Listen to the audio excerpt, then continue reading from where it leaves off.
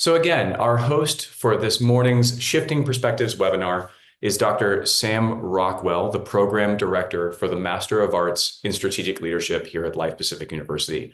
Dr. Rockwell is also esteemed faculty, a highly successful executive consultant, a published author in matters of strategic leadership and beyond, a pastor, a former district supervisor, a passionate aficionado of jazz. The man has talent, skills, and interests that are too numerous and long to list, but we're so delighted to have him here because as one of his former students, I will say that you never leave a room with Doc Rock without being challenged, convicted, inspired, and changed. And many of you know from having classes with him that change might be one of his favorite words, depending on what you add before change. Whether it's deep change or strategic change or meaningful change, you're going to come out changed. So we're so delighted to have Dr. Rockwell present this morning on Shifting Perspectives. Again, if you have questions, please put them in the chat, and I will be happy to direct those to Dr. Rockwell as we go through. I'm here to be your webinar host. My name is Chris White, and I'll be offering some additional info at the end of the presentation. So with that, I'd like to say thank you, Dr. Rockwell, for joining us. We're so appreciative of your expertise and your leadership in this webinar, and you have the floor. Thank you, Christopher. And that was all very kind. And also to Sarah, appreciate your kindness and love the opportunity to be able to talk to many friends and wonderful people who've joined us. So the question here before us is, how do we cultivate a strategic mindset to navigate a strategic organization? And even as we'll find out as we talk together, to navigate a strategic life. It begins here and proceeds from there, as we will see. Many of us as leaders find ourselves on the proverbial dance floor of the organization. And what that means is that you're taking care of operations, because one thing we know is that in an organization, things have to get done. And it is completely legitimate to be on the dance floor, getting things done, and to be focused on the task before us. The problem with that is that sometimes it's very reactive. We're always engaged with the urgent, not always the important things to the organization ultimately. And we are less strategically proactive than urgently reactive. After all, that's what the organizations typically reward. And that's how we got our jobs in the first place, right? Just getting things done is what is rewarded. But the results are ever diminishing. What got us to where we are often does not get us to where we need to be and does not prepare us for the future, nor do we then prepare the organization for the future. So what we want to do is kind of create a different order and priority within ourself first. Work on self, and this is kind of what we're going to be talking about in the next few minutes. Work on self, work on the organization, and then do the work of the organization. And immediately that might sound like, man, I got to do the work of the organization every single day. I understand that. And I'm not so much talking about the amount of time as I am a new, if you will, strategic prioritization of yourself and of your leadership priority. Work on oneself, work on the organization, and then do the work of the organization. Research from major organizations that study leadership show that leaders and employees both value a strategic perspective in their team members and their leaders. How do we get there, and how do we do that? How do we, as I've introduced in the little promo, how do we get from the dance floor And sometimes it's like a rave dance floor, you're being jostled and bumped around. And how do we get from that place, which the work has to be done on the dance floor? It's not that that's not important, but how do we cultivate a mindset that helps us to see from the balcony level? From the balcony level, we see more of the organization, how the parts relate to the whole and how the whole relates to the parts of the organization. We see what is distinctive about the organization in its organizational ecosystem, if you will, very important for strategy. And we also see further out into the future of the organization from the balcony level. So, how do we cultivate a mindset, a strategic mindset to navigate a strategic path, both for ourselves and our own leadership journey, and also for the organization? So, the next few minutes, what I'm going to be doing, please indulge me, is I'm going to be showing you a number of slides that kind of pan out and give you a big picture of strategic leadership, if you will, what our new role as leader might be and what it might be in the future, and then how we begin. I'll do that in the first few minutes. And then I'll just be throwing you some very practical, I think pretty easily accessible things that you can do. So to start, let me throw up a framework called Strategic Leadership Constellation. Now, this can be a little bit overwhelming. I'm not going to cover all of this. And I want you to notice that uh, it doesn't necessarily have an order. You can put any of these in, and they all relate to one another, which is what the constellation is trying to set in front of you. But this is just a big picture of strategic leadership, because strategic leadership is a proper discipline and a set of ideas. It's not just a nice sounding, set of words. You want to be a leader and you want to be strategic. This is Strategic leadership is a proper discipline and set of ideas, and these are those ideas. And I've organized them this way from the leadership, but they are what they are. And there are five very quickly, no, in no particular order. Notice that the one there on the left top is a conceptual mindset. One usually gets in one's position of leadership by understanding the technical specificities of an organization, but one must see from a broader sense of decision-making perspective. One must make sense of the organization as it exists in its ecosystem.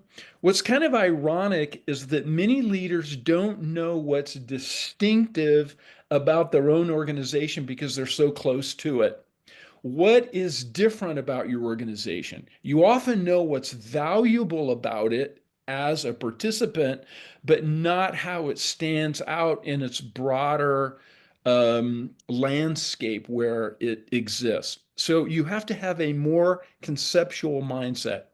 You also have to be focused on the next one there. The blue is the top management team. What is the compilation? And what are the competencies of your team from a strategic point of view? On the left lower one is also another one, which is systems thinking. An organization is a living system, which means you can know the technical parts of your business or your organization. You can know how to handle operations in terms of um, how it flows and how it runs. But you have to understand that it is a living system, which means it involves people, which aren't entirely predictable, if you've ever noticed that. It means that you can't simply replace one person with another because people are not like parts of an organization. It is not primarily the organization, that is, it is not primarily mechanical. It is more akin to chemistry or a biological system than it is a machine. Another aspect of strategic leadership is positioning. That has to do with what I mentioned earlier. Do you know that the very essence, not what's just on the brochure, but what is the very essence of your organizational identity? Do you understand what is valuable? Do you understand what is rare? What is inimitable? Or what that means is it's not easily imitated. Do you know what those things are in your organization so that you know what gives you a competitive advantage if you're in business, or what gives you a distinctive voice in the community of organizations in which you reside? And do you see and understand that larger community of organizations in which you live? You must see that to be on the balcony and to have a perspective and give leadership to what is.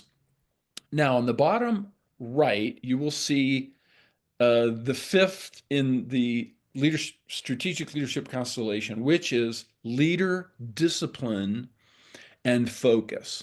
Now, what is counterintuitive about this is that when you're thinking about strategy, you're thinking about action out in the real world. After all, strategy is the practicality of reality. And that is absolutely the case. That is true. So it's counterintuitive to sort of go into your own mind and be reflective and to think and to start with oneself because you're being motivated to do things out in the real world, and you will get there, but it starts with you working on you, then working on the organization, then doing the work of the organization. So I want to show you another slide, and please indulge me, if you will, for this one, because this one is called executive competencies. Sam, before we go forward, can I ask you to Yeah, pause there? We had a chat before this meeting. I'm not rudely interrupting the webinar, and Sam asked me to I did. interject at points. So I'm just clarifying that for everyone. This was an expected interruption. Before we move forward, you made a comment that I think might be connected to this next slide. You're talking about working on the leader, and you also mentioned seeing people as people rather than cogs or machine parts, that's part of the system's thought. Can you Mhm. just clarify for a second, what's the difference between understanding someone's role, maybe their position, an associate, an assistant, and understanding someone as a person within a system? Can you clarify that briefly before we go to the next slide? Well, it, the big picture here, and the thing that sometimes difficult that is difficult to grasp, is that when working with organizations, we're working with living systems, which means we are working with human beings. And of course, that's obvious, and we know that, but often we don't proceed as leaders as if that is true. And we often are rewarded for our technical expertise, our technique, the structure, the mechanical side, which is a legitimate part of organizations, and not the fact that it is the makeup of the person and the makeup of the team that really makes the organization greater than the sum of its parts. We don't just take out a person and put another person in the same place, like if we were working on an engine and expect it to run the same. So we can't, that's a lot to explain and a lot to think about, right? And your question, Christopher, is really good. But the point is, understanding people and their competencies and their personality and what they bring to the table is both important for that person and the value of that person. But the other thing that we're going to get into here very quickly is that what makes up the team is a different way of looking at the organization that a strategic leader has to have. It's not just the competency of the individual. Does that make sense? But it's the mix of how people work together as a team and how they now can accomplish things that a person cannot accomplish. The whole point of an organization is, what can it do collectively? What is the power of collective action? That's the magic. That is the magic that sometimes we neglect because we're looking at an organization as if it were a machine. So I'm not sure I really answered the question, but you did lure me into some things that are very fascinating. That was fantastic. I love that feedback on that's the magic is tapping into the collective action that we bring as human beings and not just as cogs in a technical apparatus. That's so fascinating. Thank you, Dr. Rockwell. I will shut off my camera and let you keep going. Okay, this slide is called executive competencies. Now, when you see that, you might be tempted to go, "Oh, I'm not an executive." Well, first of all, don't let the term executive throw you off. I'm not talking about a style. I'm not talking about a title. I'm not referring to, a starchy business culture, of the CEO or working for a board necessarily. You might well be doing that, but the executive competencies is a set of leadership competencies that an organization must have. The executive, she might wear flip-flops and jeans. She might be very casual. And it might be a small organization and not a large organization. But the point that I want you to see looking at this briefly, we're not going to go into it a whole lot, is that it is a way of leading the entire organization. It is distinguishing the parts from the whole, understanding how the whole relates to the parts. And it's seen into the future in a way that is long term and in a way that is broad.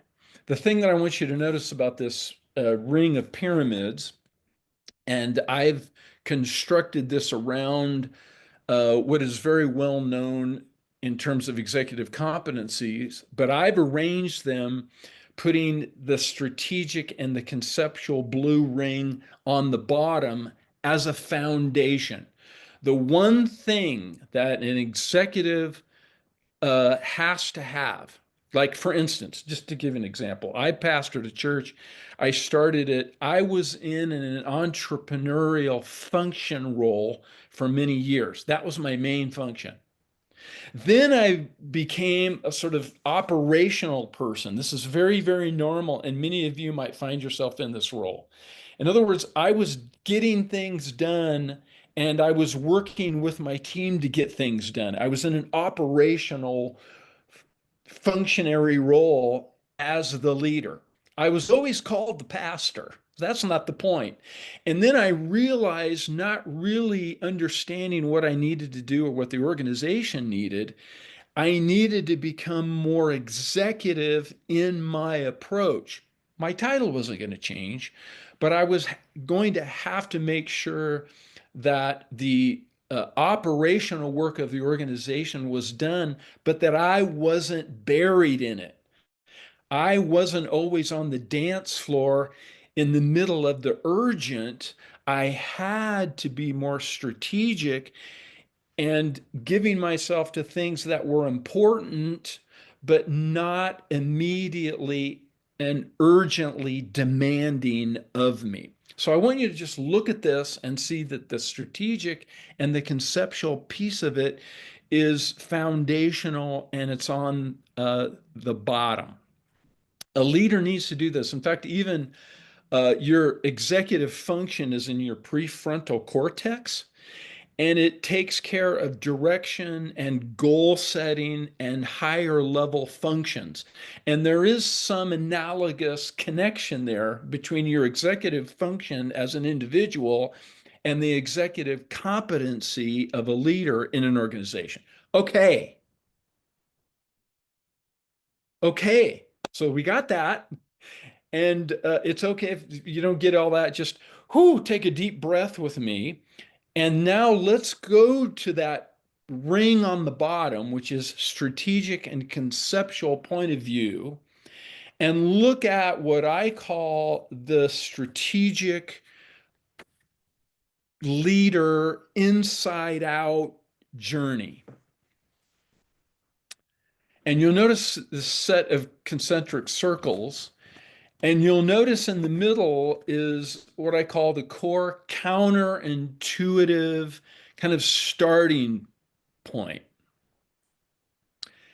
And it is counterintuitional because you are beginning this journey doing some things, learning some things that didn't get you where you are, but will get you where you need to be.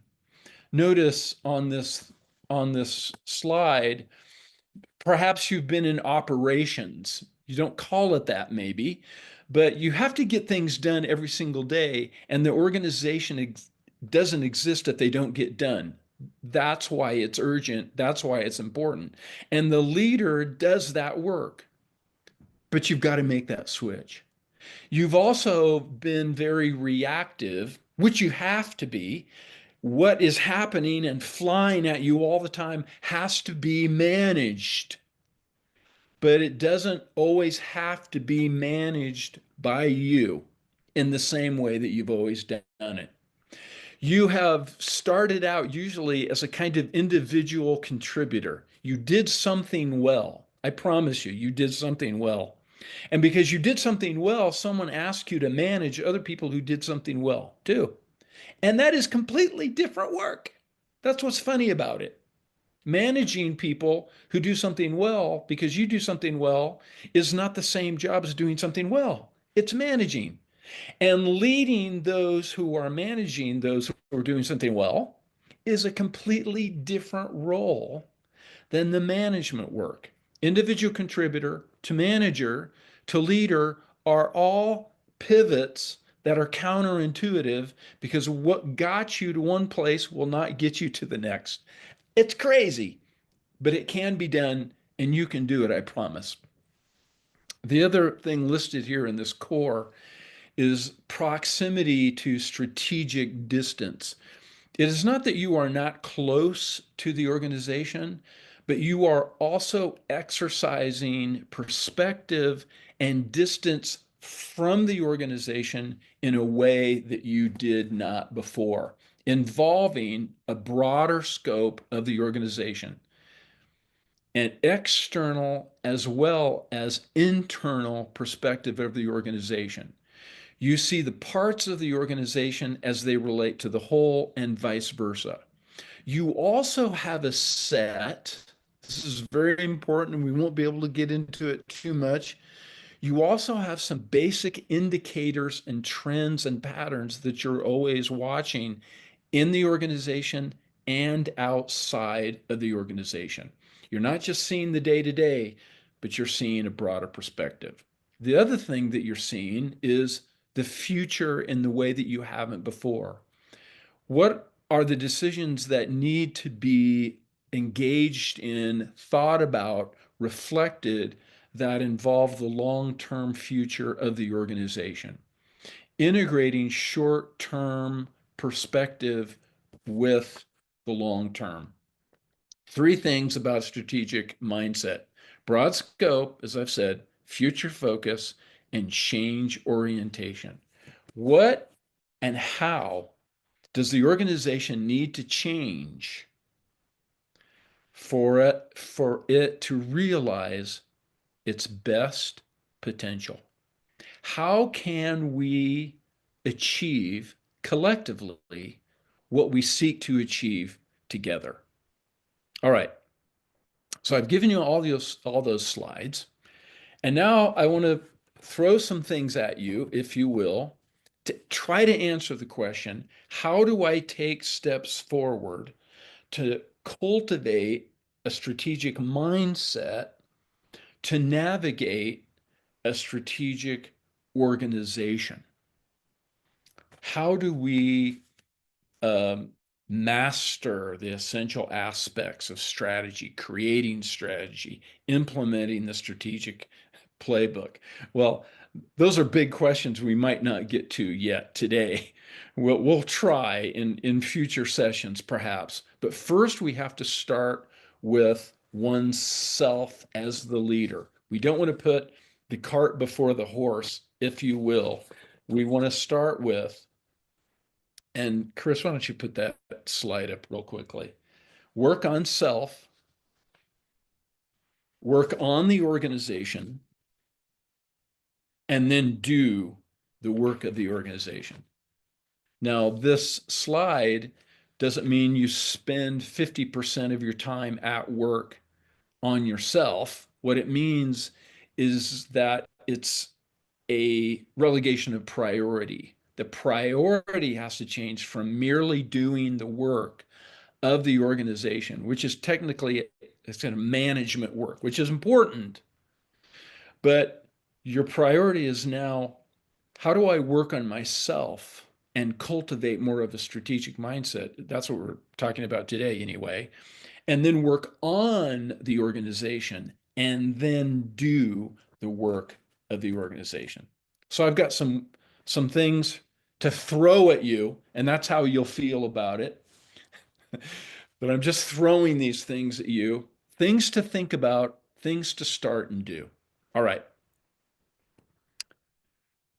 here we go. Let me give you some things. Take that down, Chris. And I've got some things for you to think about. All right. Number one, question. Asking yourself new questions about yourself and your organization. Question your leadership location. That is, where are you and where is your organization now? What is needed now? That's why reflection is so counterintuitive, because you want to just do stuff. You want to get things done. You want to take something that works for somebody else and implement it. But what is needed for you and your organization, and what is needed for you, is a very important part of the equation as the leader. Where are you and what do you need to do now? What does your organization need from you? Both of those questions are important. What might be required beyond your current leadership confidence zone? This is what I've always done and I've been good at. That's great. But what got you here may be in the way of getting you where you need to be. Does your leader identity, what you tell yourself about what kind of leader you are, need transforming? All of those questions will drive you crazy, but they're a very important starting point. Deep, reflective questions about yourself and your organization. Question. Secondly, tinker. Permit yourself to nurture a curious and broad-minded perspective. Strategists see patterns in different disciplines, subjects, and aspects of life. Often when we get into a leadership position in an organization, our perspective actually becomes very, very narrow, because we have to get certain things done all the time and they keep coming at us, and that's understandable. And we have to be able to make that shift and to see greater, broader patterns, embrace a wider and more varied range of interests. What are things that you were interested in as a kid, maybe, that you've neglected now because you're an important leader in an organization? You don't have time for that. It might actually be very important for you to rediscover those things.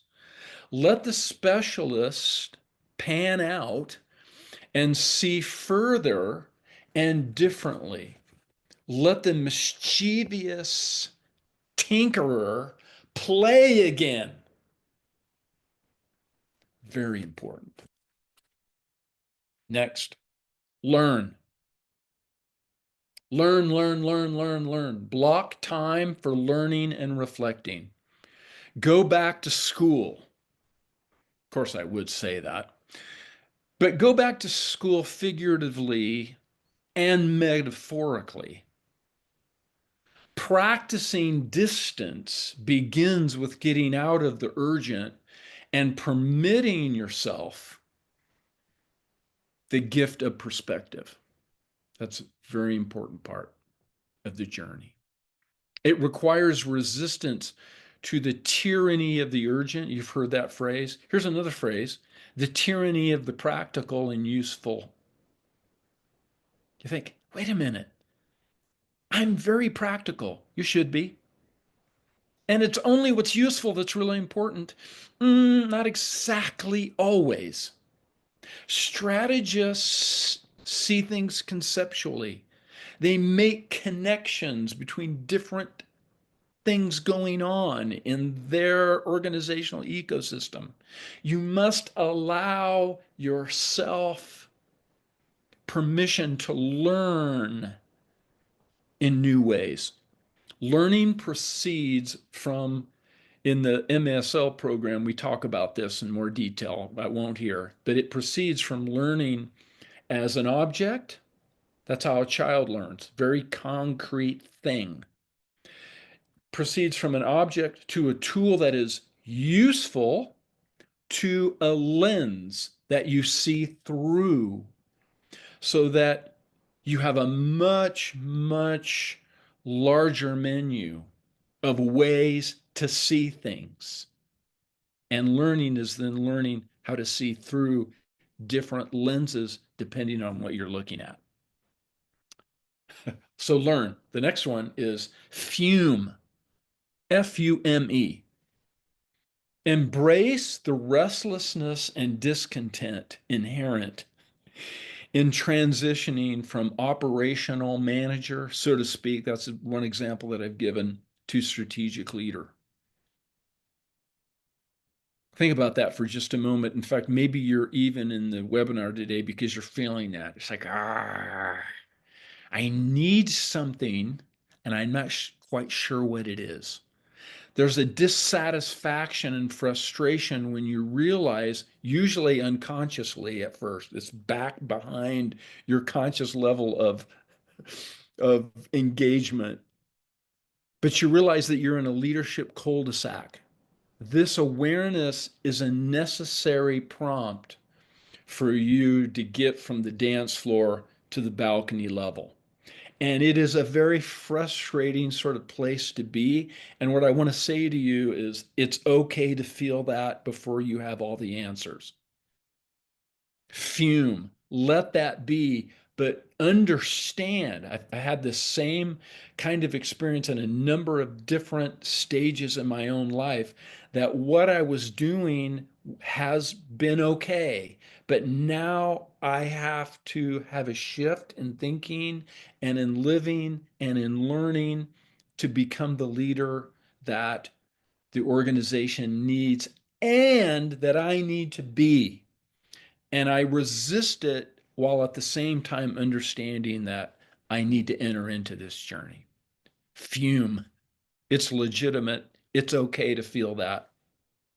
Take a vacation, maybe get a therapist so you don't drive your spouse crazy, but it's part of the journey. The next is team. Team. Practice leading a team. This is kind of in the weeds a little bit, very practical. Practice leading a team rather than merely the individuals on the team. Often we're leading individuals in a group and we call it a team, which is okay. But a team is a group of people that are sharing responsibility for outcomes together. They're still specialists in their area, but they also, if you will, have a strategic mindset about the entire organization. Strategy involves a paradigm shift of seeing and leading people in their larger cultures.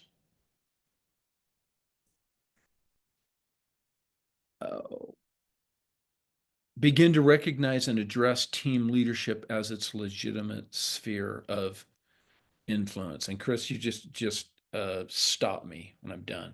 Got a couple more to do. Otherwise, we can do them another time, though. Team. Think of the team in a new way. That's a big thing. The next one I want to put there is bridge.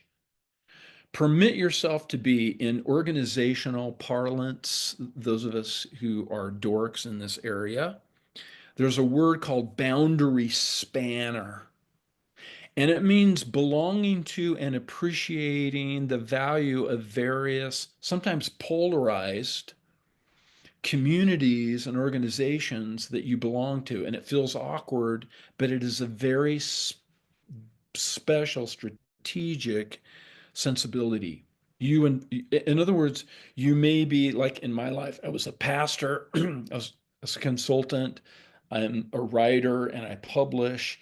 I'm in the church world and the business world, and often I'm seen as an outsider in communities that I legitimately belong to. But I'm also cross pollinating and connecting people that don't normally connect with each other. That is a strategic gift in an organization. And often I talk to people who are like, oh, I don't want to be in this position. I never want to feel like I'm an outsider. I don't want to be with people on one side of the spectrum that don't get along with the other side of the spectrum. This was the kind of person Amy Semple McPherson was, by the way, but more about that at another time. Okay. So the other is, are we done yet?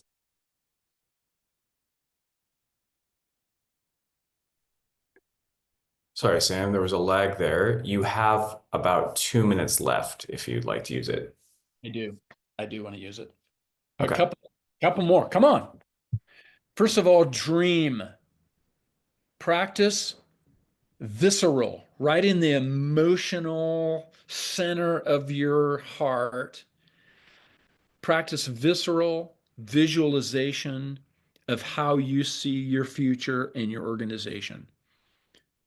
Visualization should be visual, as you might think, and it should be personal, and it should be describable. Strategists have to live there a little longer. Okay, that's one. The next one is partner. Find a safe intellectual equal as a strategic sounding board. You must have a thought partner who validates and support this emerging strategic mindset. Let's talk about that, but we'll move on. Two more quick. The other one is quote unquote visionize, because I'm using it specifically. Visionize, I use this as the way I use it. And what I mean by visionize is I visualize what I see as a leader. Visionizing is helping the team to see the future together. It means that there are shared images. It's not just my vision of the future. It's not just personal and individual, but it is an increasingly shared set of images about what we see in the future. What about our common vision? Again, is visceral, emotional, personal, describable. What's the narrative that it creates? Okay, one more, and then we got to give it back to Chris. The last one is personalize. Simply being more strategic about your own leadership journey. How do you start? How do you prepare? What do you do first that is different from what you're doing?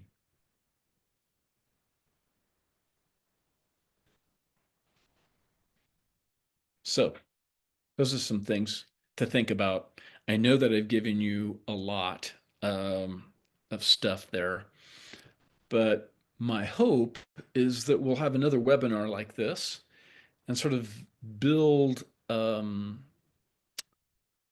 build some thoughts and some ways of thinking together. Christopher?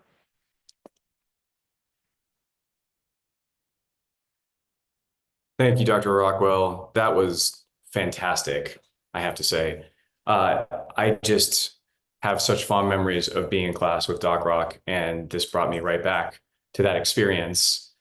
Uh, I I just want to say it's such a gift to be able to have these sorts of challenging questions that push us into a deeper reflection about our roles and responsibilities, and just this ability to get out of the chaos of that sort of mosh pit on the floor that you described, but also to consider our own interactions within that very living and organic apparatus that is an organization.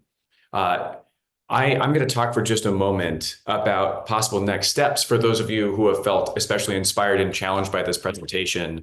My own story is that I became a pastor after nearly a decade of time spent in the US Navy. I had extensive leadership training. I had led into combat deployments, and I came into pastoring thinking that the leadership tools, check, that's taken care of. What became very quickly apparent is the human factor that Dr. Rockwell spoke of was so unique and so specific to that church, that context, that organization, the groups of opportunities, challenges, questions required a completely different leadership apparatus than I had before.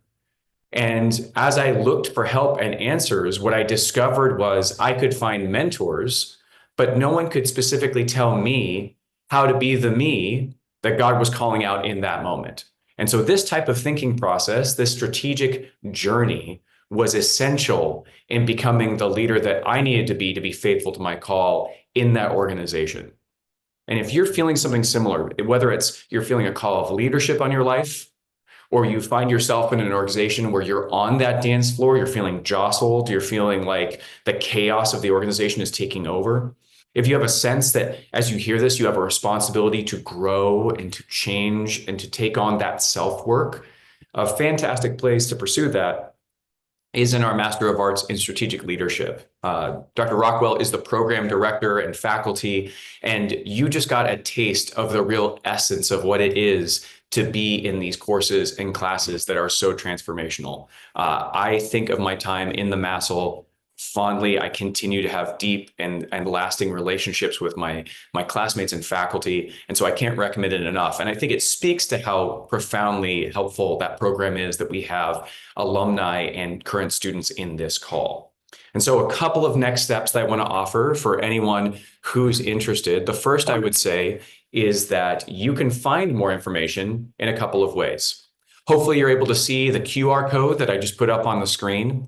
If you scan that QR code and fill out the form that it takes you to, we'll send you these slides. These slides are gold. Dr. Rockwell is being incredibly generous and letting us use his own specially designed materials and sending them out to anyone who fills out this form. So if you complete that form as a thank you, we'll send you these slides so that you can reference them on your own. So if you just use your smartphone to capture the link on that QR code, it will direct you to the form where you can fill out your information. You can also ask more questions. If this inspired questions for you, that this program brought up questions that you really feel need to be answered in your leadership journey, you can email me at the email address on the screen, cwhite@lifepacific.edu, and I'll compile those questions for Dr. Rockwell, and we'll send those out as a sort of single manuscript that you can benefit from other questions as well as your own. Or if you just want to check out the Master of Arts in Strategic Leadership program, you can go to the link that I've described there on the slide. But if you fill out the QR code, you'll also be sent information with that link as well. So the most expedient way is really to fill out that link. But what I would encourage you is if you have felt in this meeting that sort of that kindling of a fire, that sense of that passion, that conviction, that sense that maybe Dr. Rockwell was speaking right to you, that maybe he was calling out things that you need to pursue, pray carefully about taking the next step, about joining the MASL community. It's transformative. It has lasting benefit. It will inspire you. It will transform you, and it'll transform your organization. I can't speak highly enough of it. And so we're delighted that you're here. We'll continue to communicate as to upcoming opportunities. But I want to say thank you, everyone, for joining us today. I want to say thank you, Dr. Rockwell, for an outstanding presentation. I know I took away a lot from it. I'll be thinking about my own percentages. How much time am I spending on myself, and where am I doing? Where am I thinking? Where am I strategizing? I'll be more effective with the way that I use those times and those resources. And I'll be using those different graphics to inspire my own leadership journey. This was incredible. We're incredibly grateful. I'll leave the QR code up for a moment, but that's the end of our presentation. In about 2 minutes after I've given people a chance to take the picture, I'll end the webinar. But thank you again so much. And thank you, Dr. Rockwell. This was a gift, and we really appreciate your time. Thank you, Christopher.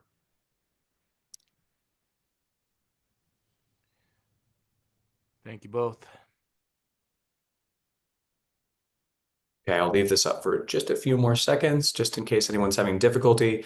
And of course, you can always email me if for some reason you had a difficult time scanning that QR code. But I'll just leave it up for a moment. And then once you've got it, you can feel free to log off. And I'll shut it down in just a few seconds.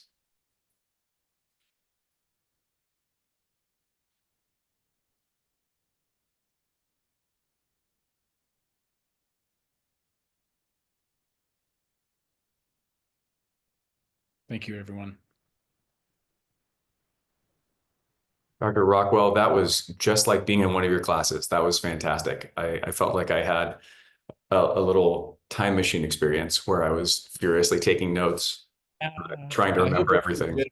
I hope everybody also catches the transitional awkwardness and frustration and realize that that's really a part of the journey, and that's really important that you feel that. And I hate feeling that, but it takes a little while for the frustration that goes on sort of behind your own brain unconsciously, like, to actually begin to say, oh, now it's making more sense to me. That process, that's growth. And that is leadership. That's the leadership journey that we're all on. That's so helpful. I And remember. if you're feeling it, it means you are leading, even though you can often feel very inadequate in the journey. It is normal to feel that way.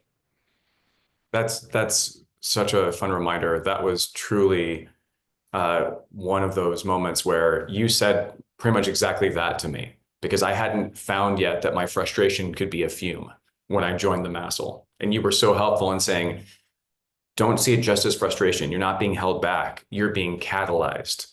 Let that frustration become a fume that brings you forward and helps you to grow. It was incredibly transformative for me.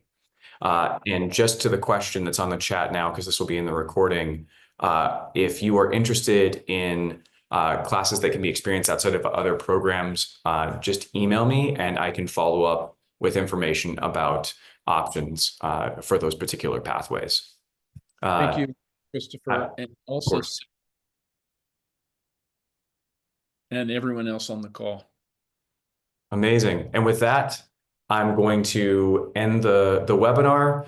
Thank you again for everyone who's still in the room. Thank you for joining us. Thank you, Dr. Rockwell. Have an amazing day.